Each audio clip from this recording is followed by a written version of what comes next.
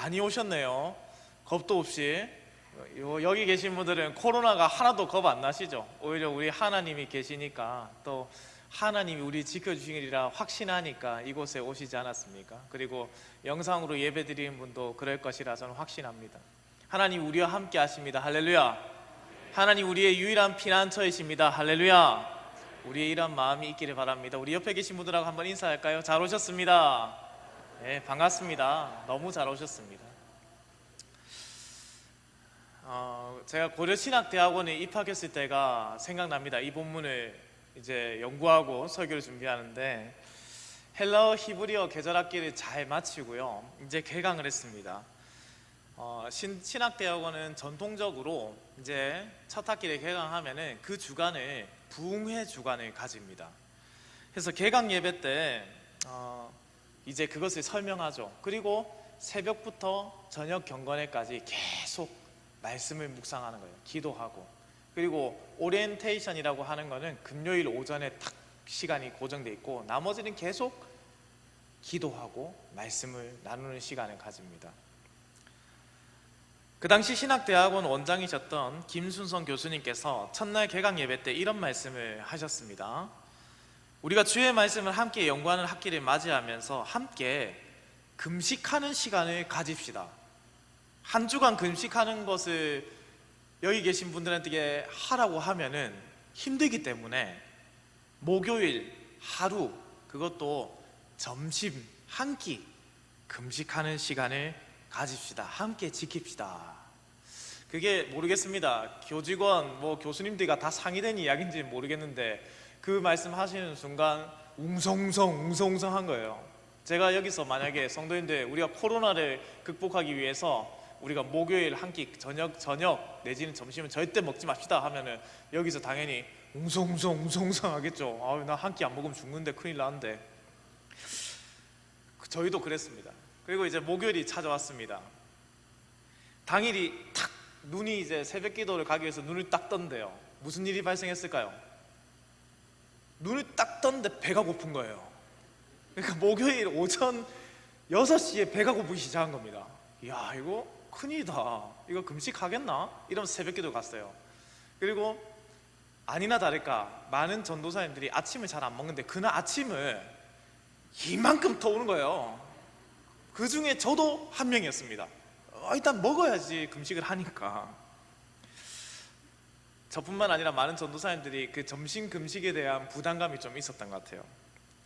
그런데 먹고 나면 배가 불러야 되는데 이상하게 12시 되기 전부터 배가 고픈 거예요.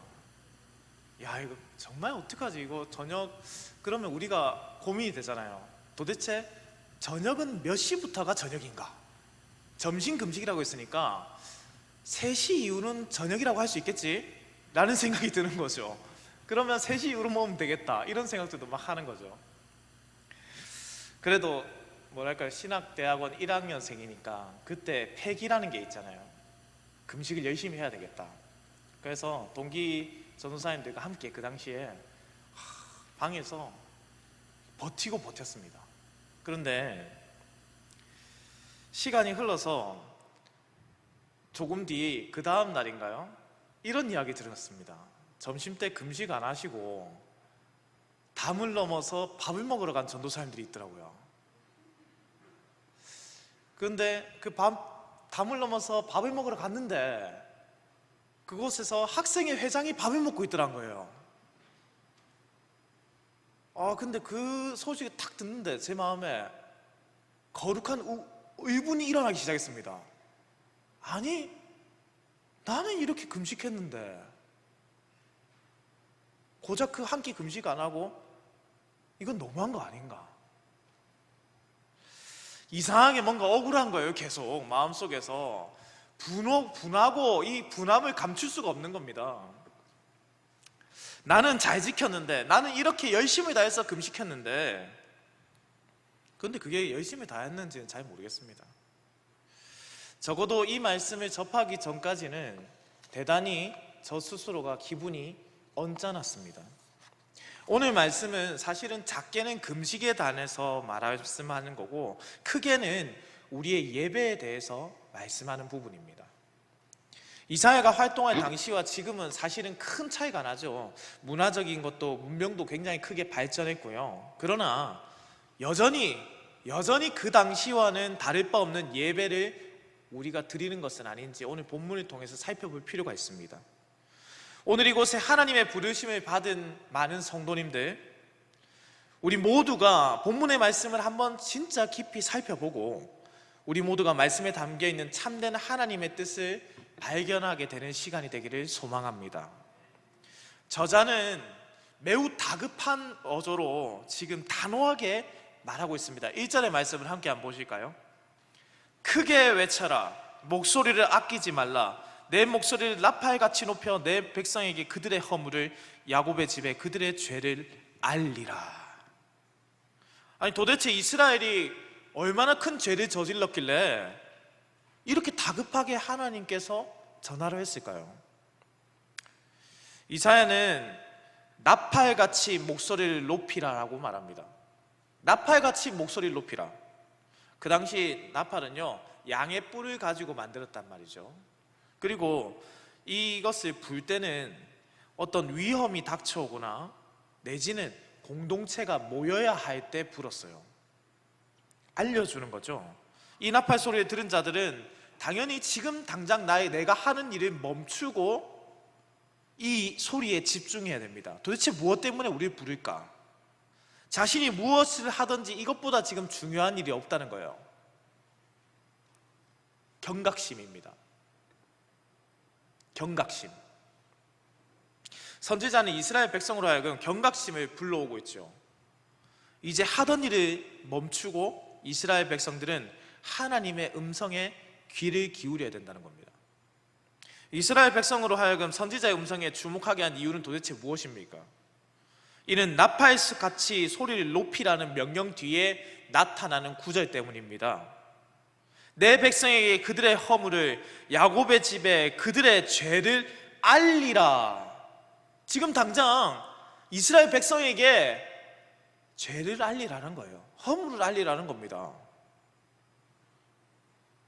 그런데 생각해 보세요. 하나님의 백성들이 어떤 존재입니까? 하나님의 백성들은 매일 하나님의 말씀을 가까이 하는 사람들이잖아요. 매일 묵상하는 사람들입니다. 여호수아 1장 8절의 말씀입니다. 이 율법책을 내 입에서 떠나지 말게 하며 주야로 그것을 묵상하여 그 안에 기록된 대로 다 지켜 행하라. 그리하면 내 길을 평탄하게 될 것이며 내가 형통하리라. 이 말씀대로요, 사실은 이스라엘 백성들은 말씀을 계속 배워왔어요. 말씀을 계속적으로 주입받아 왔단 말이에요. 심지어 신명기 6장 4절에서 9절은 이스라엘의 교육 헌장이라고까지 하는 말씀입니다. 무슨 말이냐면 이스라엘 백성들이 무조건적으로 지켜야 될 말씀, 어린 시절부터 가르쳤던 말씀, 그 말씀에는 하나님의 말씀을 무엇보다 가까이 하라는 게 적혀 있습니다.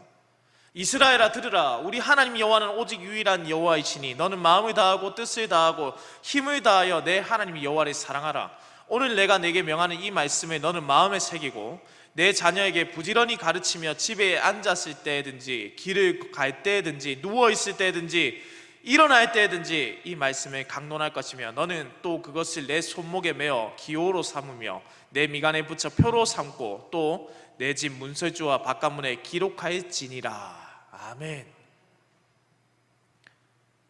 태어나서 이들처럼 말씀을 가까이 하는 사람이 있겠습니까? 태어날 때부터 하나님의 말씀을 가까이 하고 하나님의 말씀이 세상의 중심이라고 배워왔던 사람들, 하나님이 이렇게 하나님 나라의 백성들로 하여금 다음 세대를 키우게 했단 말이에요. 그러니까 태어날 때부터 하나님 말씀을 너무나 가까이 느꼈던 사람들. 그런데 이스라엘 믿음의 조상 중 하나인 야곱의 이름까지 거론하면서 전하는 그들의 죄악은 도대체 무엇이란 말입니까? 이스라엘의 죄악은 사실 하나님께서 이미 말씀하셨습니다.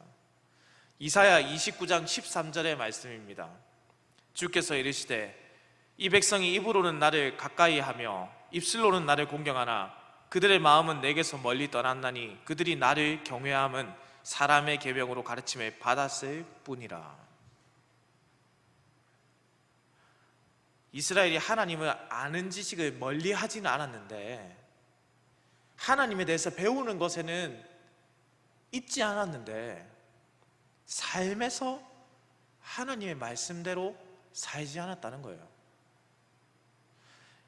이 말씀은요, 대단히 강한 책망을 표현하는 말씀입니다. 강하게 지금 하나님이 강하게 지금 깨달으라고 책망하는 말씀이에요.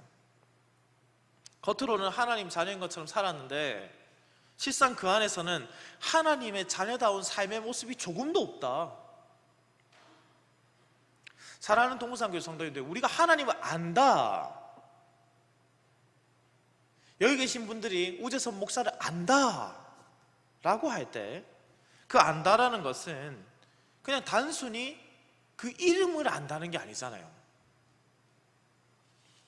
우리가 하나님을 안다라고 할 때 우리는 언제나 하나님을 말씀만으로만 아는 것이 아니라 우리의 삶에서, 우리의 삶으로 하나님을 증거하는 삶을 살아야 한다는 것을 포함하는 거예요. 무슨 말이냐면 종교개혁자 칼빈이 그래서 이런 말을 했습니다. 기독교 강요에서 기록된 말입니다. 우리는 우리 자신이 하나님을 아는 지식을 얻도록 부름을 받았다는 사실을 인식하게 된다. 그러니까 그것을 안다. 그것은 단지 머릿속에 날아다니는 어리석은 사색으로 가득한 지식이 아니다. 오히려 우리가 올바로 인식하고 마음속에 뿌리를 내리게 하면 견실하게 열매 맺을 수밖에 없는 지식이다. 우리가 하나님을 안다라는 것이 정확하게 알면 반드시 우리 안에서 뿌리 내려 열매 맺을 수밖에 없다. 하나님을 안다라는 지식은 뿌리 내리는 지식이고 열매 맺는 지식이다라는 거예요. 따라서 하나님의 말씀으로 하나님을 인격적으로 만난 자는 삶에서 하나님이 나타날 수밖에 없어요. 하나님의 말씀대로 살아갈 수밖에 없어요. 그 말씀을 행하면서 그 안에 기쁨을 누리는 자들이에요. 여호와의 율법을 주야로 묵상하면서 그 안에서 기쁨을 충만하게 누리는 사람들, 그것이 여기 있는 성도님들 아니십니까? 그러나 선지자의 다급한 책망에서 이스라엘은 그러한 삶을 살지 않았다는 것을 발견할 수 있죠.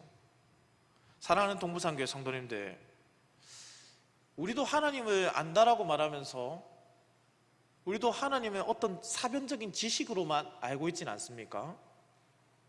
하나님의 말씀을 그저 도덕적이며 윤리적인 가르침 정도로만 치부해 버리지는 않습니까?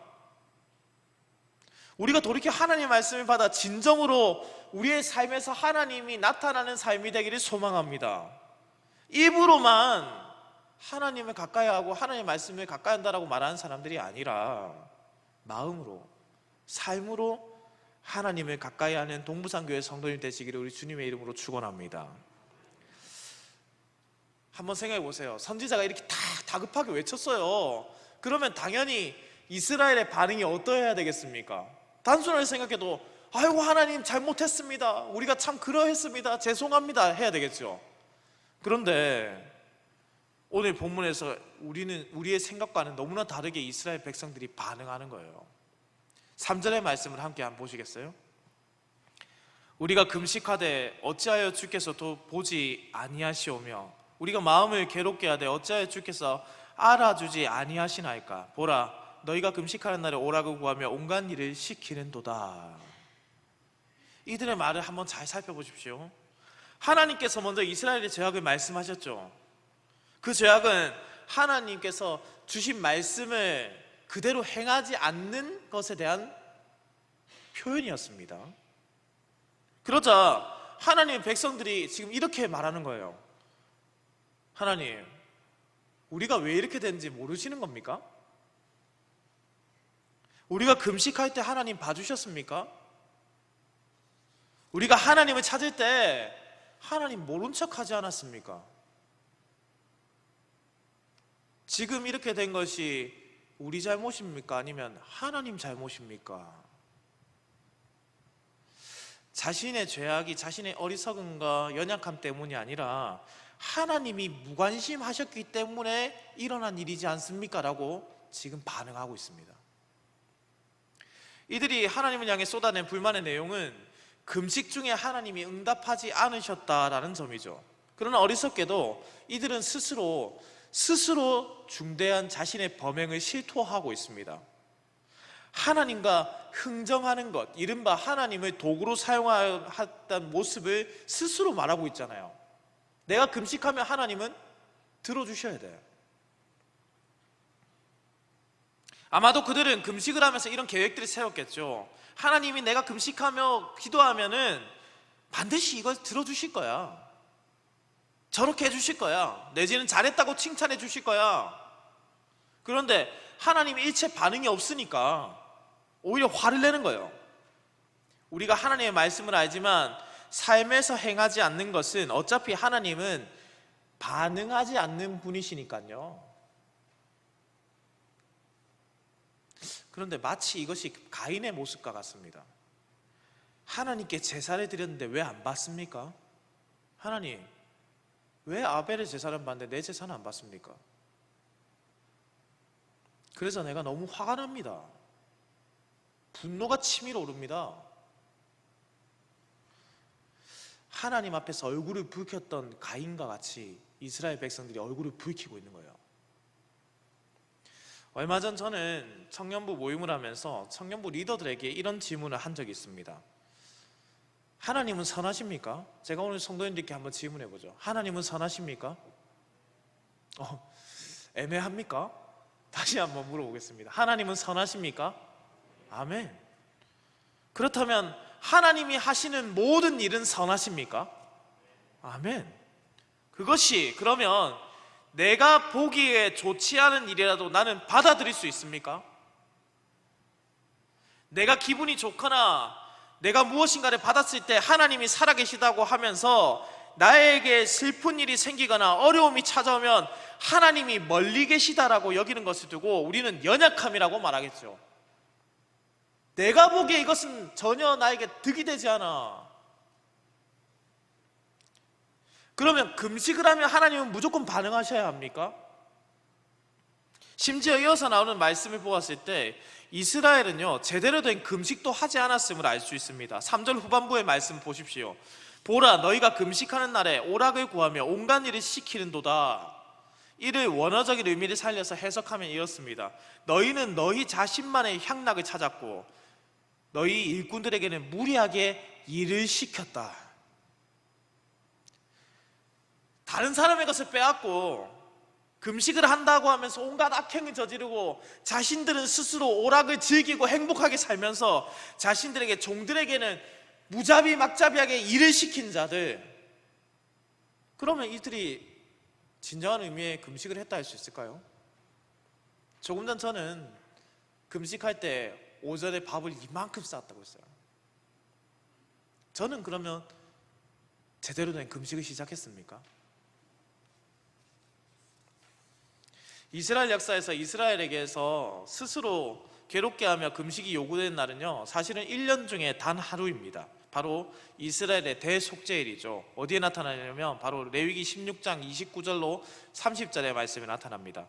너희는 영원히 이 규례를 지키지니라. 일곱째 달 곧 그 달 10일에 너희는 스스로 괴롭게 하고 아무 일도 하지 말되 본토인이든지 너희 중에 거류하는 거류민이든지 그리하라. 이날에는 너희를 위하여 속죄하여 너희를 정결하게 하리니 너희의 모든 죄에서 너희가 여호와 앞에 정결하리라. 아멘. 대속죄일, 그때는 스스로 괴롭게 하며 금식하는 날이죠.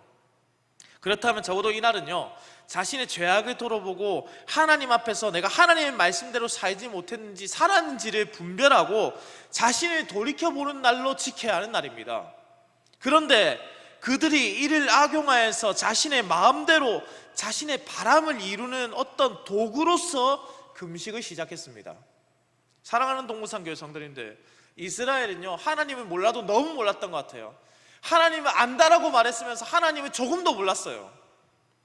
금식을 통해서 자신의 의로움을 나타내려 하는 어리석음도 그들에게 있었습니다. 단순히 금식이라는 이 종교적인 행위를 자랑하려는 욕심이 그들에게 있었습니다.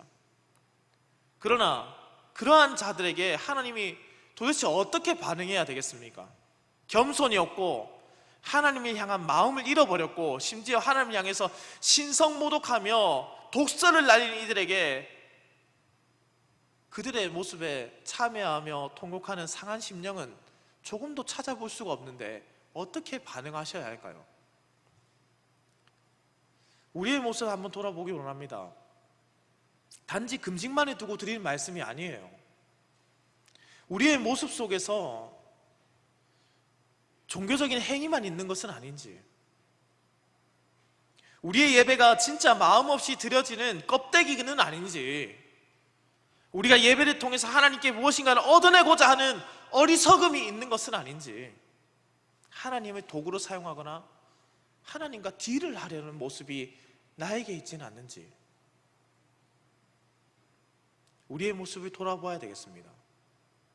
그리하여 해서 다시 하나님께서 원하시는 예배를 드려야 되는 거예요. 하나님께서 원하시는 참 예배자가 우리 동부산교회 성도님들이 되시길 소망합니다. 하나님이 찾고 계시는 바로 그 예배자가 여기 있는 우리 동부산교회 성도님들이 되시기를 소망합니다. 그러면 질문이 생기죠. 목사님, 도대체 하나님이 찾으시는 그 예배자라는 것이 어떠한 예배자입니까? 어떠한 모습으로 예배드리면 되겠습니까? 하나님은 친절하게도 사실은 이 본문의 말씀을 통해서 어떠한 모습인지를 이후의 말씀을 통해 알려주고 계십니다. 6절에서 7절 말씀을 함께 보겠습니다. 내가 기뻐하는 금식은 흉악의 결박을 풀어주며 멍에의 줄을 끌어주며 압제당하는 자를 자유하게 하며 모든 멍에를 꺾는 것이 아니겠느냐. 또 줄인 자에게 내 양식을 나누어 주며 유리하는 빈민을 집에 들이며 헐벗은 자를 보면 입히며 또 내 골육을 피하여 스스로 숨지 아니하는 것이 아니겠느냐. 제가 조금 전에 말씀드렸죠. 본문은 작게는 금식에 관해서, 크게는 예배하는 삶, 하나님 나라의 삶에 관한 말씀이라고 했습니다. 그러니 어떻게 본다면 진정한 예배란 도대체 무엇인가라는 것에 대한 답이겠죠. 예배는 어원적으로 보았을 때 아바드라는 단어를 사용하는데, 그것은 뜻이 바로 섬기다라는 단어입니다. 섬기다. 하나님을 섬기는 것이 예배입니다. 그리고 동시에 우리에게 주어진 모든 것에서 하나님께 하듯 섬기는 것이 예배입니다. 왜냐하면 우리에게 주어진 모든 것이 바로 하나님이 주신 선물이기 때문에 그렇습니다. 이는 우상 숭배를 뜻하는 것이 아닙니다. 나를 낮추고 하나님께서 주시는 겸손한 마음을 가지는 것을 의미합니다. 눈에 보이는 금식을 하는 것을 통해서 하나님을 섬기는 것을 말하는 것이 아니라, 나에게 주어진 삶에서 하나님의 말씀대로 살며 하나님을 섬기는 것, 나에게 주어진 모든 상황 가운데서 주께 하듯 섬기는 것, 갇힌 자에게 자유를 주는 것, 굶주린 자에게 양식을 내어주는 것, 떠도는 나그네에게 쉴 곳을 제공하는 것, 헐벗은 자에게 나의 입을 것을 내어주는 것, 나보다 먼저 남을 높이는 것, 하나님은 이러한 삶을 예배라 말씀합니다. 그래서 참 바보 같잖아요.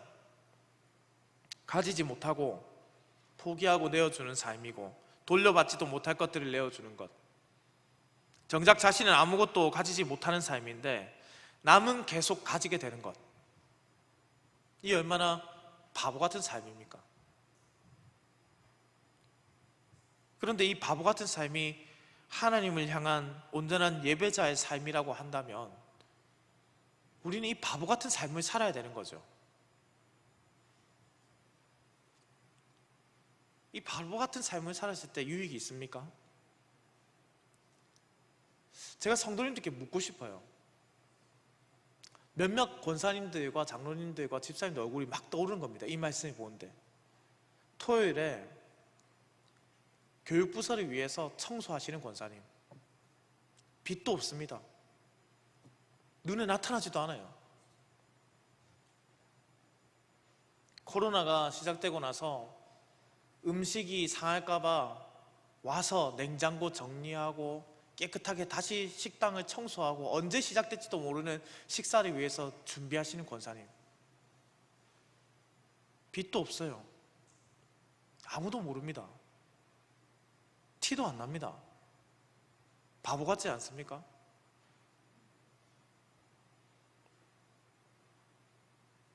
땡볕에, 정말 무더운 땡볕에 우리 장로님들이 막 땀을 막 온 몸을 다 적셔가면서 밖에서 페인트 칠하고 계시더라고요.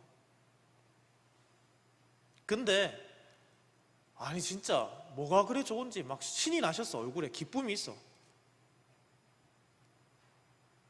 죄송합니다. 바보 같지 않습니까?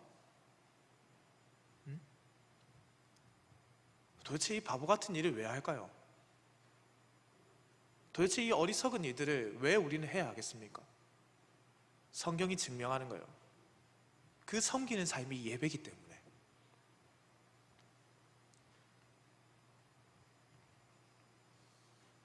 이렇게 포기하고 내려놓았을 때 진짜 유익이 있습니까?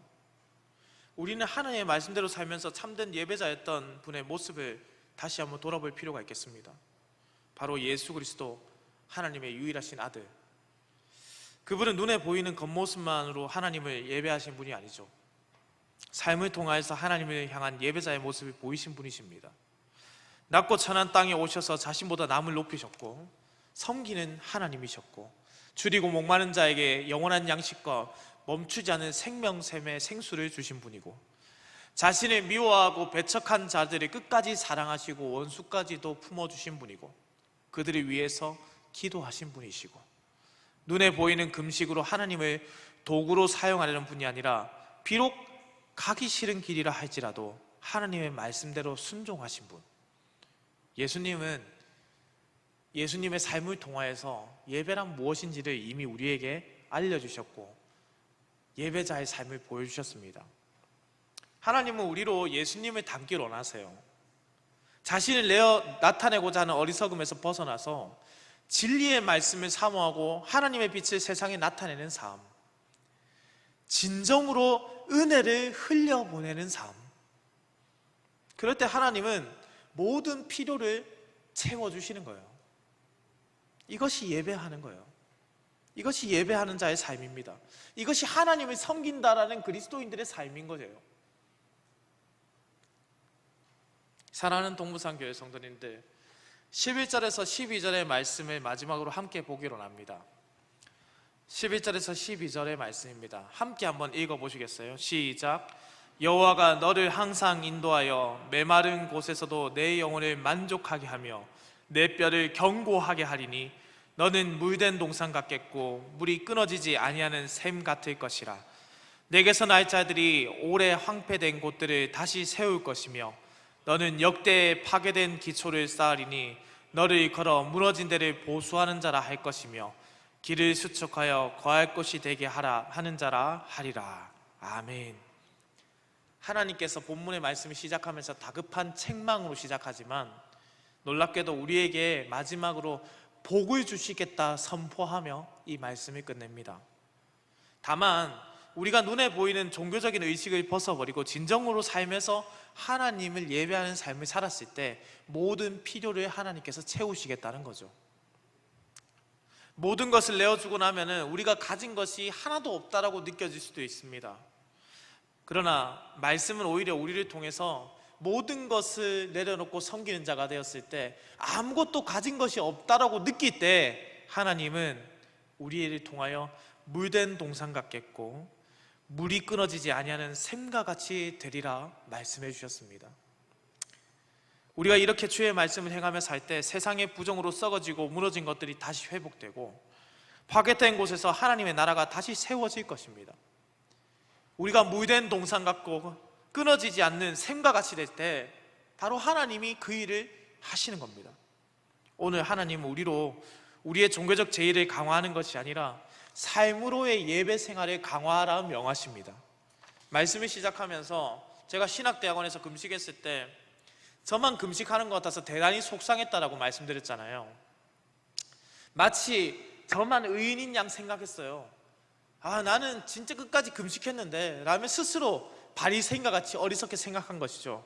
그러나 김순성 교수님은 전도사님들에게 그 당시 금식을 하며 지켜야 할 것들을 당부하셨습니다. 그것이 무엇이냐면 용서를 구하지 못한 자에게 용서를 구하고 베풀지 못한 자에게 자신의 것을 베풀고 말씀대로 하루를 살며 금식합시다. 그런데 금식만 들린 거예요. 금식이라는 눈에 보이는 종교의식에 빠져서 하나님의 말씀을 오히려 제대로 지키지 못한 겁니다. 예배를 드려야 한다는 종교의식에 빠져서 정말로 삶으로서 드려야 된다는 예배를 잊어버리는 겁니다. 사랑하는 동부상교회 성도님들, 우리가 오늘 본문에서 말씀하는 금식처럼 하나님을 예배하는 올바른 자세가 아니라 우리로 하여금 다른 곳에 집중하게 하는 것은 도대체 무엇입니까? 오늘 이 시간 우리가 정말로 하나님 앞에 회개하며 참된 예배자가 되기를 소망합니다. 바로 그때 우리에게 하나님은 물된 동산과 같고 마르지 않는 샘과 같은 은혜를 주십니다. 우리 모두 하나님의 말씀대로 돌아가기를 원합니다. 내가 눈에 보이는 것에 현혹되어 살았던 지난날에 벗어나서 눈에 보이지 않는 하나님을 진정으로 예배하는 삶, 여기 있는 모두를 섬기는 삶, 나에게 주어진 모든 것을 하나님께서 주신 것으로 알고 감사히 여기며 또한 낮춰서 섬기는 삶, 그렇게 살아가는 예배자가 되기를 소망합니다.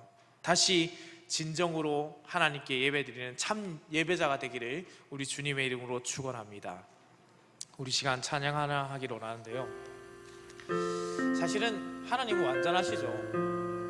그 완전하신 하나님을 지금 우리에게 원하시는 것은 하나님의 말씀대로 살기를 원하시는 거예요. 예배자답게, 말씀을 전하는 자답게, 말씀을 받은 자답게, 눈에 보이고 사람들한테 보여주고 싶어서 안달난 사람이 아니라 하나님께 뭐 달라고 막 떼쓰는 사람이 아니라 진짜 삶으로 하나님이 나타나는 예배자, 그렇게 살기를 원합니다. 함께 한번 고백했으면 좋겠습니다.